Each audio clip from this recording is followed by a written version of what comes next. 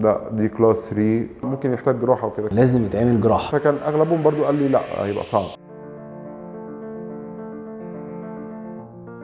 انا دكتور محمد هدود، اخصائي تقويم الاسنان في كابيتال دنتال كلينيك. انا اسمي عمرو. عمرو حاله يمكن من الحالات اللي يعني الواحد ما ينساهاش طبعا. انا كان عندي مشكله مع تطابق الفك السفلي مع الفك العلوي، كان متقدم عن الفك العلوي بحوالي 12 مللي. تمام، وده كان بسبب 3 مشاكل رئيسيه: التنفس، منظر العين. طبعا ده احنا بنسميه كلاس 3، تبقى مشكله عظميه يعني سكيليتال بروبلم، ما بيبقاش ليها حل. اغلب الدكاتره اللي كانوا بيقولوا لي دايما لا دي كلاس 3 ممكن يحتاج جراحه وكده. طبعا عمليه التقويم الجراحي من العمليات الصعبه شويه، تحتاج ان التيم سواء الجراح او دكتور التقويم يبقى في بينهم تفاهم، يبقى عندهم نوليدج ان هم يقدروا يوصلوا لنتيجه مظبوطه من غير اي ضرر يعود على البيشنت. قعدت مع دكتور احمد القفاص، شاف الكيس، قال لي هحولك على دكتور محمد هدود اخصائي التقويم. طلب مني اشعاعات مبدئيه، ودي في الغالب اصلا اغلب الدكتورز كانوا على طول بيرفضوا الكيس قبل ما يطلبوها اساسا، يعني دي كانت حاجه مضايقاني يعني. ابتدينا الاول بعمل تقويم الاول عشان نبدا نستعدل الاسنان اللي هي كان فيها اعوجاجات. بعد حوالي سنه عملنا العمليه، ابتدينا نكسر في الفك ونبدا نستعدله ونحطه في الوضع المظبوط. بعد ما بنكسر في العظم بنبدا نحرك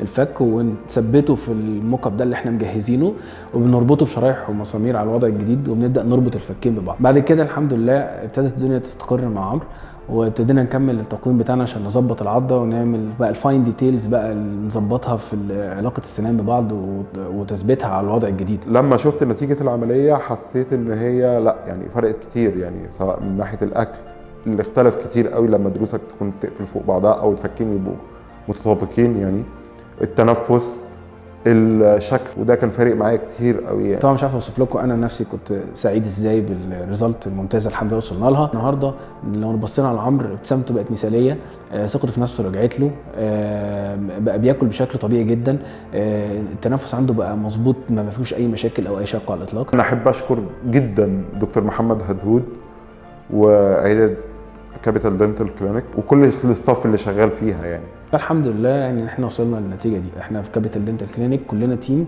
بنشتغل عشان نوصل لافضل كواليتي ممكن. احب انصح اي حد عنده مشكله عظميه ومحتاج تقويم جراحي يتوجه لعياده كابيتال دنتال كلينيك.